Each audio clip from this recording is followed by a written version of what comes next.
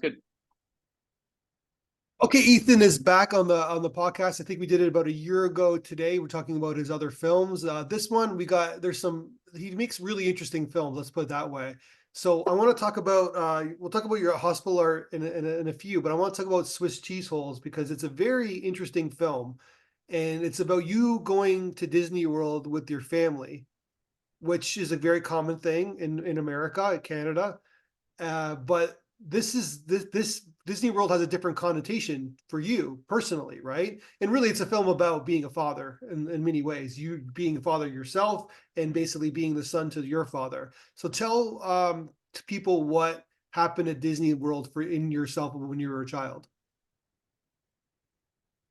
Yeah, sure. So the film's very layered, maybe over layered, and I get into that a little bit. But yeah, when I was in first or second grade, went to Disney World with my family, and my dad had a full mental breakdown for about 2 or 3 days, and my mom lost him for a day or so in the park, and he had a number of episodes where he was under the impression that my mom and the workers at Disney World were poisoning him.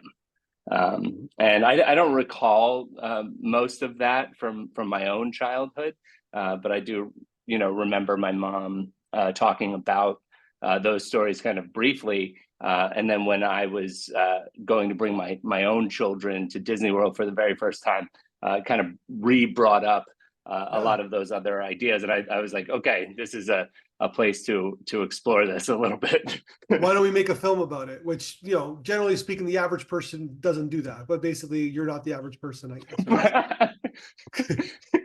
Sure, yeah. That's uh, true. Yeah. Why don't we make a film about that? but at the same time, it's like this, like, why take your kids to Disney World? Like this is it has to be traumatic for you. Well, not really. We had a fine enough time. All right. And I think, yeah, it was. I mean, it's well, it's part of some kind of American mecca. You have to bring your children to Disney World, so we weren't not going to do that and deny them this experience. But it was just an opportunity. I had made the boathouse. I don't want to make every film about my dad. Yeah. I had made the Boathouse The Row Boas film. film, Yeah. and that was very cathartic. Yeah, and it was very cathartic. Um, about my dad's mental health and kind of intergenerational trauma, and some part of me felt like that that it was lacking humor of any kind, and it shouldn't have.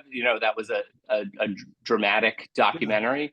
But I wanted to, and I don't want to make every film about my dad, but I did want to kind of re-explore that topic in kind of a more lighthearted or stranger way of really digging into um, what having a mental breakdown in Disney World is, the pressures that a family vacation puts on a family, what that brings up, what that brings to light. Yeah. And then moreover, just trying to kind of explore going back with my family, and then trying to just kind of have a good time within all of that. There was certainly a pressure there, with my father's psychosis. But we really just got to have a good time in the end. So I Well, don't know. I've seen Yeah. more than a few of your films, and all your films, even Hospital Art, if you really think about it, it's all about you trying to be the best dad possible. It's about you being trying to be a good dad. That's how I attribute your films. I think there's a running theme there. I'm working with what I have here. I'm making these films without actors, and I'm trying to explore kind of the Yeah. family drama and do this on the cheap. And so that's the narrative arc that tries to play out.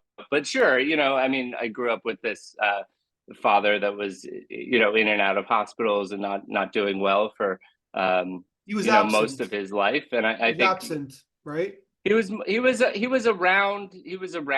He actually was kind of addicted to going to the movies, which is interesting, and would just go to the movies all day long. But he was around enough, but mostly absent, kind of while he was mostly just dealing with his own, Sure. mental That's what I struggles. mean. Like emotionally, emotionally, he was a little, and you don't want to be, as a dad yourself, but you have two daughters, you don't want to be absent like your father, right? You want your kids to have a positive, good influence on their father, with their father. Yeah, exactly. And I think like the where the Boathouse Row film ended, it's like kind of like, oh, I get to be this hero of being present for my kids and things Yeah, like that. And I kind of wanted to explore not being the hero, which was like kind of forcing my kids into this weird position of being in a weird, crazy film, yeah. and kind of dive into that. The end of Swiss Cheese Holes is me asking my daughters if they would go back to Disney World and have to make a film about their father going crazy in Disney World. And my oldest says she doesn't need to, and then my youngest says she doesn't want to. And I think that note really kind of summarized it. It's like I feel like with Boathouse Row, I tied like a nice, neat bow around this family struggle, and this I wanted to kind of explore what it's like to actually like kind of yeah, I mean to try to attempt somewhat to make your family have a terrible time on vacation while trying to film them. Yeah, But you're going through it's therapy for you. You're going through a therapeutic experience. It seems like in the film, right? Like, because you're the one who's growing, as like if you look from a character arc, right? Yeah, I mean, again, that's like kind of the only character arc I could I could play around with, Yeah, um, because I have to film the family. I mean, I'd say it in the film. My wife asked me, she's like, "Is this therapy for you?" And I'm like, yeah. "No, I don't know. And I think, Oh, it's got to be like, because yeah, I don't. you're facing your childhood conflict head on in many ways, right? So it has to be good. It has to be good therapy. Maybe, but maybe it's all, and maybe it's therapy, or maybe, and I try to get to this at the end of it a little bit, but it also might just be, yeah, I don't know if yeah, so therapy through recreating your father's insanity and trying to make a film about it. Um, yeah, I don't know if I processed anything differently about my father following the movie. It was difficult to get through. So I don't know what my therapeutic, for me personally, I don't know what my therapeutic like takeaway from it is. I thought about that a little bit.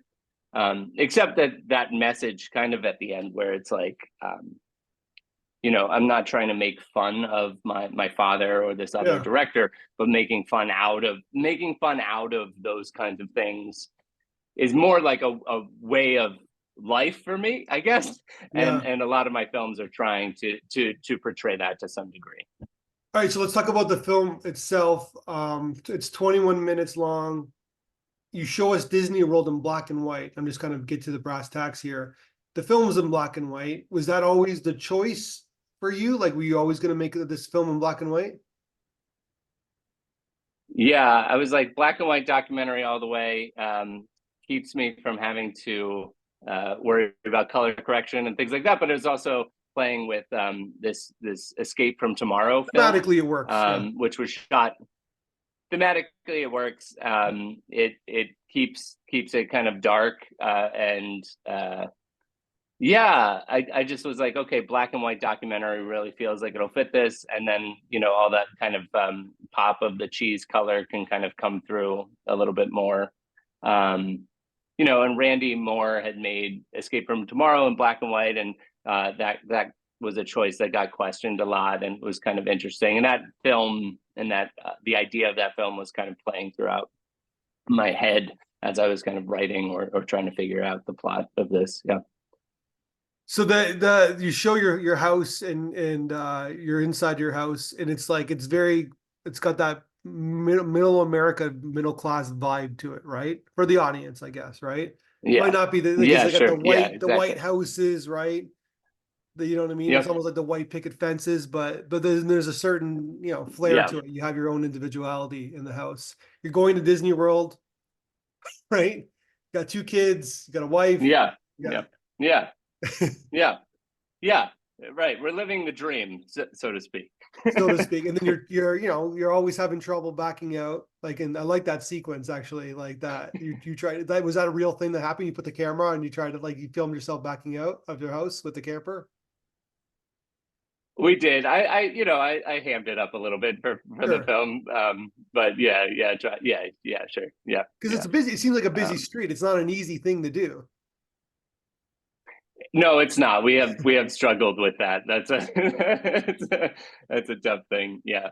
And Um, then, so you guys drove to Disney World? Is that what you? I'm assuming that's what you did. we did. Yeah, we did. We went all the way down. It was from New York. It was quite a long journey. We had 3 weeks, so we camped kind of all the way Oh, down, but we went further. We went to Sarasota, which was really nice, but it was too quick. It was like we were stopping places for 2 or 3 days, and then we actually all ended up getting COVID in the park, and from Disney World. yeah. That didn't make the film just because it would be a weird tangent, but yeah, went to Magic Kingdom on the first day, and I think It's a Small World actually gave us COVID, and then my wife was coming down with her first symptoms as we were filming in Epcot.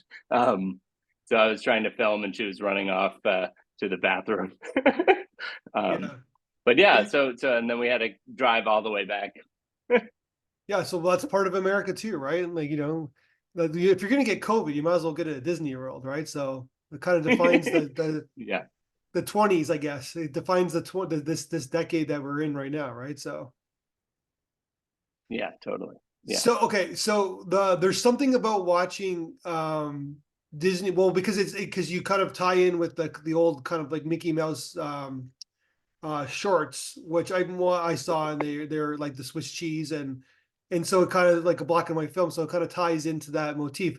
But really, you know, Disney World's a very colorful place, right? It's, you know, it's full of like the mascots, you know, and so seeing it in black and white it's kind of has a weird vibe to it. Like, it's like a cool vibe. It's like you're showing America in like this kind of interesting color, right? Non-color, I guess, right? So I really like the sequence, and the roller coaster, right? The teacups, right? And the mascots, like in black and white. It's kind of has a kind of cool flair to it. I don't know if anybody's ever commented on that with you before.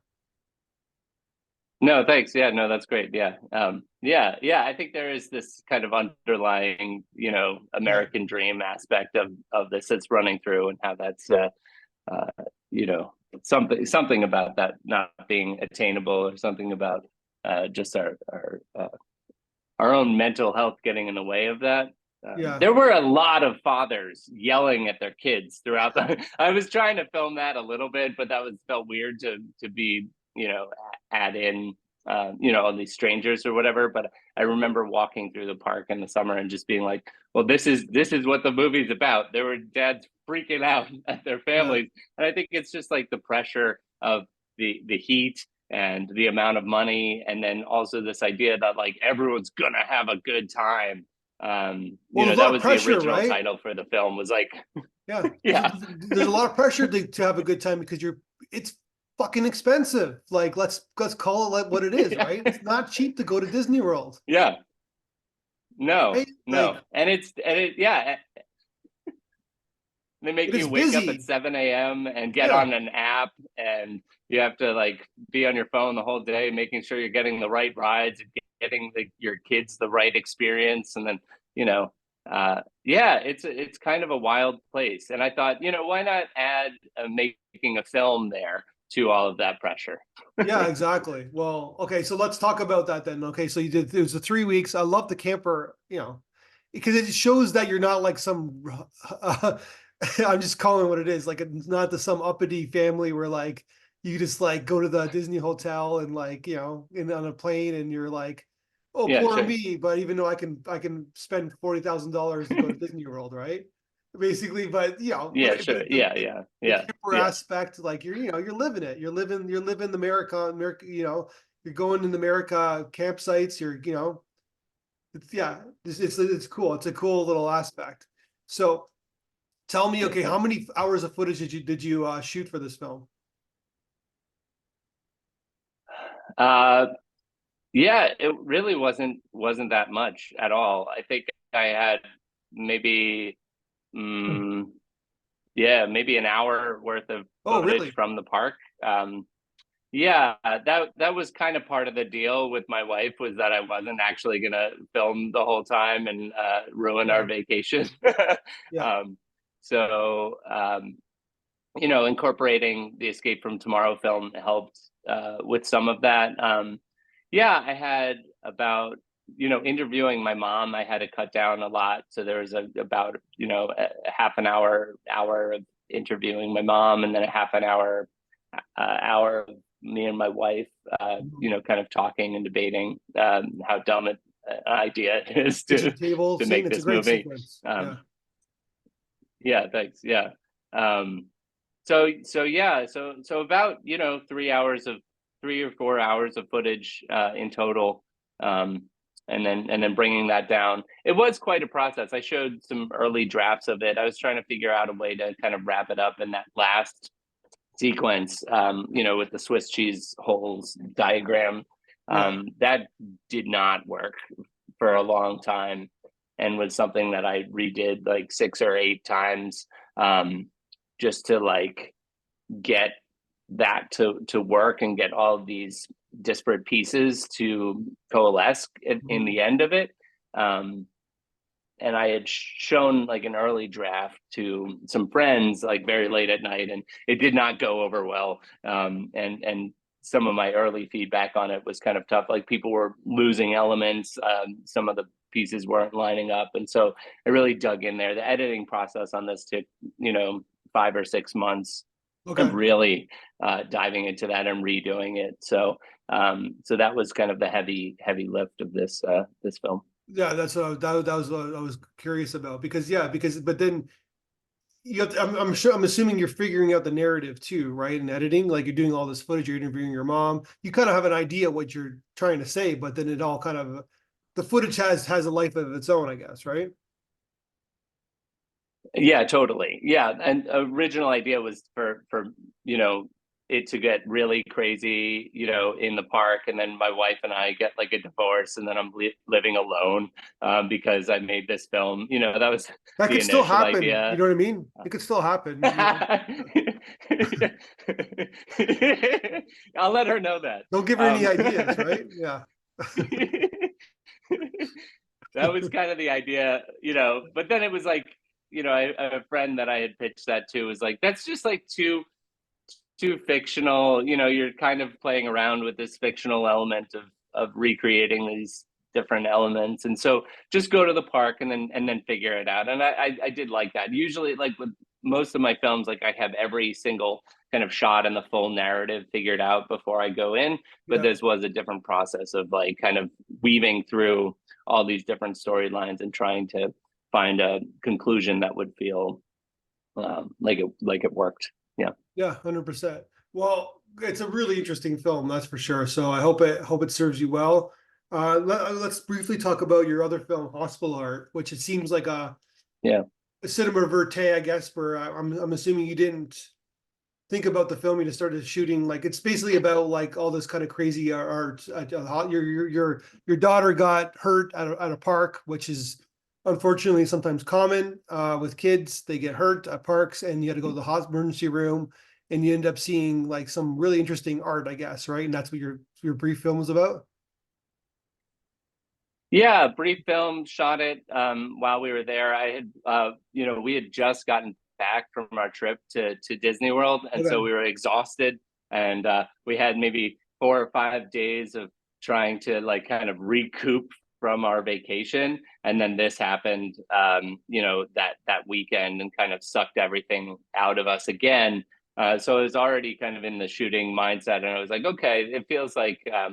There's enough of a very short film here, and I think some of the themes are playing, with what was going on in Swiss cheese holes a little bit too, where there is this like kind of Mickey Mouse character thing. I Yeah. was like, okay, maybe this is like a preview short. There's also it's dealing with safety and the lack of being able to maintain safety and those kinds of concerns. So, all of those things were kind of in my head already. And then being able to, have this experience, and I was just like, okay, I'll just shoot my opinion of this terrible art very quickly while we're in the hospital. Just a little short kind of fun thing. But you should, like, there's a sequel to this film where, like, you could dig into, like, why was this art chosen? Was it someone that donated to the hospital? That's my thinking. And it was like their, like, nephew or something like that who thinks that they're an artist and say, I'll give you $5 million. But yeah, totally. Yeah. Yeah, with the dolls and things like that. And that it's really fun because, like, people have been very, very divided on some of the art too. Like, it played a comedy festival a few weeks ago, and someone was like, I really like the dolls, and a few people were kind of into that, and they're like, I found them comforting. And I was like, okay, well, I Objective. yeah, I mean, the film's digging. Yeah, it's about perspective, and it's about these kind of weird things that we do try to do to comfort ourselves around the most difficult situations that we can be in. Yeah. No, it's true. And sometimes it doesn't live up to its expectation, at least for me. Yeah. No, because you're filming under stressful situations, right? You talk about, like, the stress of, like, going on vacation with your family, and, like, that pressure of, like, shelling out a few $1,000s to go to Disney World and making sure your kids, quote unquote, have a good time. And then there's nothing, I can't even imagine, there's nothing worse than, well, I can't imagine, unfortunately, but there's nothing worse than your kid being hurt, right? And basically, and then waiting, having to go to a hospital and waiting for the doctor to take care of them. And, like, it's like, then you're like, do you trust the doctor? And, like, and you know what I mean? It's like, and you so wish you could just trade places with them, right? And then you decide to make a film under these stressful circumstances, right? So yeah, I think it was ripe for tackling, and it's it's kind of like the art and the experience of being in the hospital. It's kind of like they're not really able to personalize. Like it is a shitty experience being there, and so nobody wants to go to hospital. Try to, like, doll it up. So we try to doll it up and put a pretty bow on it, but it might just be interesting to be like, okay, this is like a good friend listening to you would be like, this is terrible. You're in a bad place. And maybe, I don't know, maybe the hospital could communicate that too. Like, this is rough. You're going through a rough time, and that's okay. No, it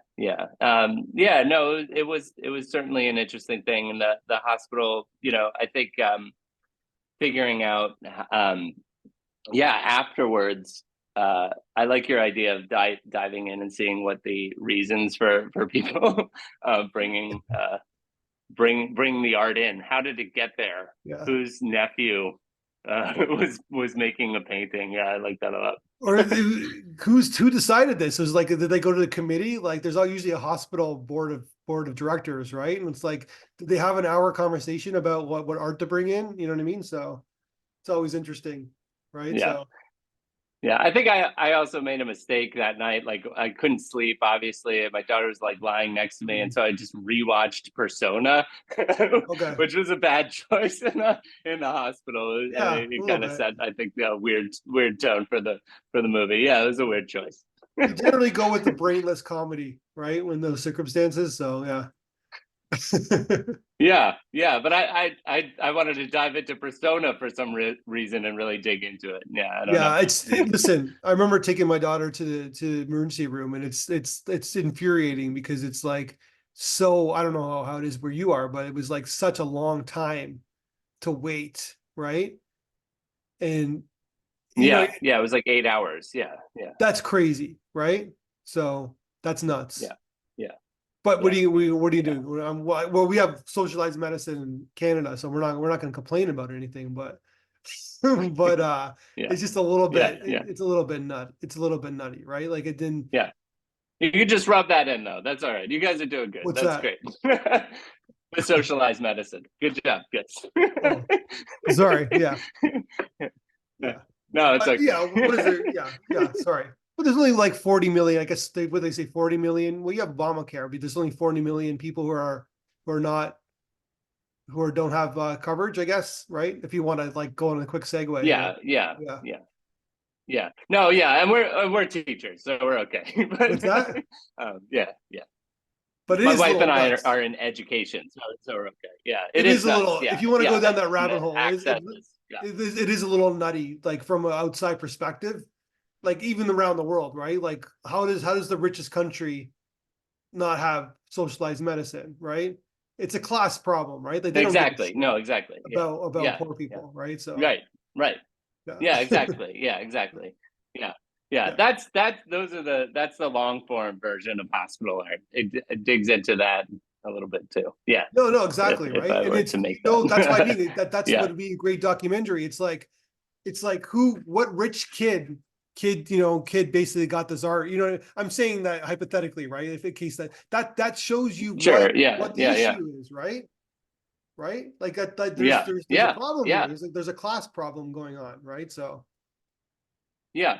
The lady that donated all of those dolls, is clearly extremely wealthy, right? yeah. We're in Westchester. It's like a very wealthy area, Okay. and yet, how about let's donate to, socializing or find a way to pour our money into actually providing everyone with medical Or care. Yeah, exactly. get poor artists who basically are on their way up to get their art in the hospital, right? So they get some exposure, right? So yeah. Or someone like with a broken arm making the painting, or something like that. Like, let's get creative in there, yeah, no, that's what I mean. It's a loophole into the bigger issue with the medical system in the States, right? So just an idea. For sure. Yeah, no, it's good. It's good. I like that a lot. All right, man. Well, congratulations. Why don't we talk next year? I'm sure you're going to make more movies because you always do. And we have a good arrangement, you and I, if to basically you can always yeah. And people can also watch your films on our app, wildsound.ca, and you basically can watch your films now if you want, and basically because they're amazing, and I hope you enjoyed the experience this time around as well. Yeah, that's great. Thanks so much, Matthew. Appreciate it. All right, let's talk again. Let's talk next year then. Sounds good. All right. Let's see.